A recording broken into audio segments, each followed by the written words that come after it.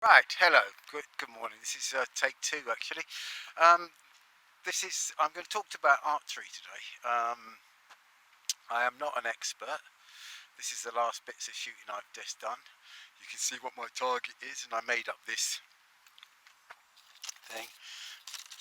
Don't know what bit of crap I found, but this thing, and it's basically the thing. You can see the state of my arrows. They're really, really, really, genuinely fucking useless. Excuse my language, but but there's a reason for that, and I haven't think because I'm doing this on a budget, and you can do this on a budget too. Okay. I've done this for less than well less than 100 quid, and I can explain this to you now. Actually, I'm just going to turn it around and say hello.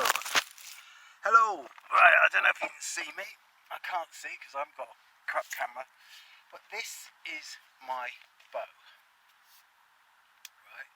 This is the second cheapest bow on eBay, mixed with the cheapest bow on eBay. Okay. The good thing about this one is you can shoot on both sides of the bow. I don't know if you see there. Right there, and that will become obvious in a minute. Okay. Because whether I'm a lefty. Okay. Whether you're left-handed or right-handed, you can both shoot on either side of the bow, and it's just down to personal preference. Okay.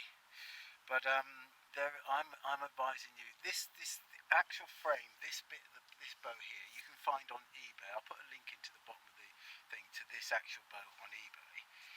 Okay, and inside, it's a £40 bow when you get it sent to you from wherever it comes from.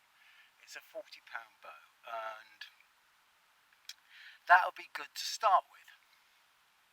But what I did, I bought the 13 quid bow, the cheapest bow on eBay, and I took the limbs off, and I took them down.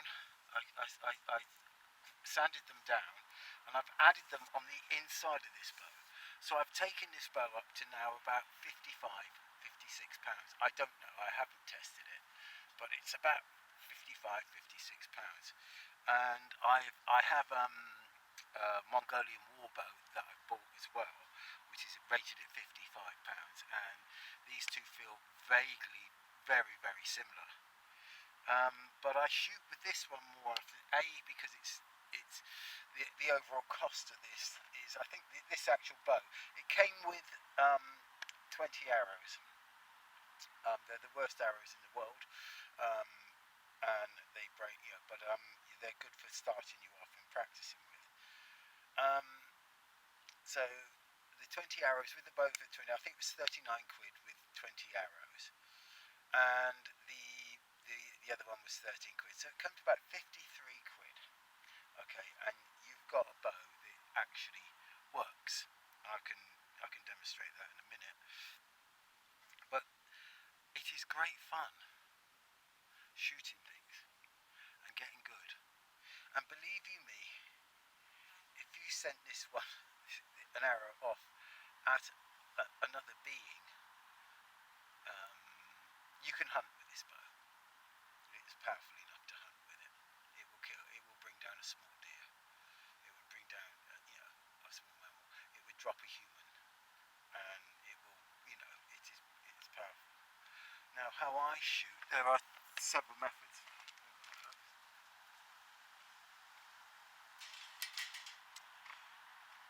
I did buy some better arrows. These are target arrows. The heads on them, if you look at the heads there, they're fairly blunt. You can sharpen them a bit, but these are sort of fairly blunt. You can actually take those heads off and replace them with warheads or whatever heads you want. Okay, so these are quite a useful arrow. This is carbon fibre, and believe you me, I can hit the target much more reasonably with these. Now, how I was taught to shoot from a left-handed perspective was like this, with the arrow set in the centre, and you put your fingers over like that, and you pull the bow back, and you shoot. Okay, I don't do that anymore.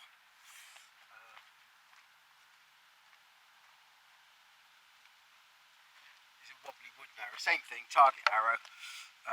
Blunt is how what I do is I shoot from the other side of the bow, like that.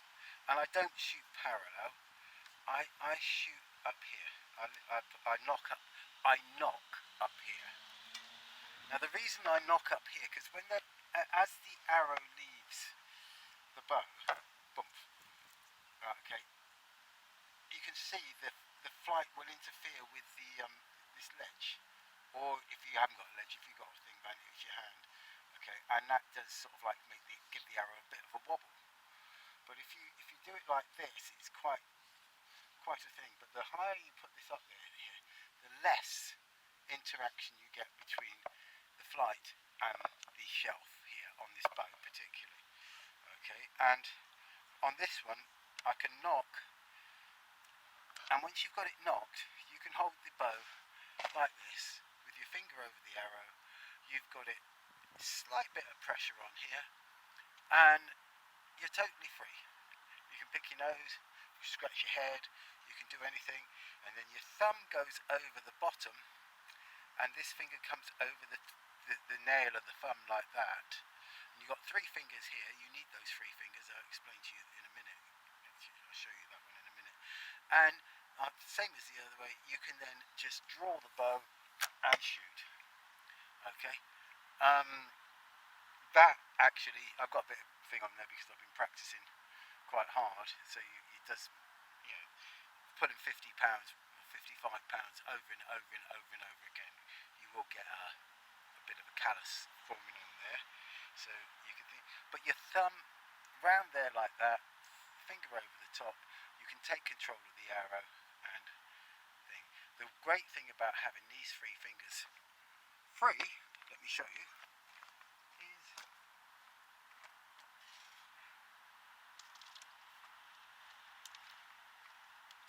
you don't need a quiver. It's, you know, you can turn your bow into a 6 shooter.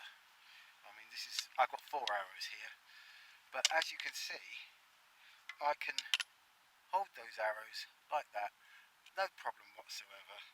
I can pull this back, I can shoot that, I can do this, and I can do that. I'm not quick, believe it or not. There are people in this world who can do this ridiculously quick. Oh, that was a bullseye. And this one. These are the arrows that came with the bow, actually. There's only a few left, and they're all, you know, I mean, they're very flexible, and they think. But there you go. I don't aim, and I don't know how I hit the target. But if you want to get into archery, that's a good way of doing it. And I'll put some links in the bottom for the eBay bits, I think. I don't know how that works, but I'll try that, and I can put that down at the bottom, and you can have a look. And you too. All this is wrapped round here. It looks really, really rustic and everything like that. Is masking tape, and the reason I wound that with masking tape was not so to hold the bow thing. Is these arms or limbs are made out of fiberglass, and I've got to be honest with you, when you sand them down, wear gloves and a face mask and what have you. Do wear a face mask, you know. This is, and because you get fiberglass splinters and this, you know, and everything. Needless to say, I didn't do that, but I mean, wear gloves, wear things, and then go out, make yourself a target, get out, and start shooting. Take care, people.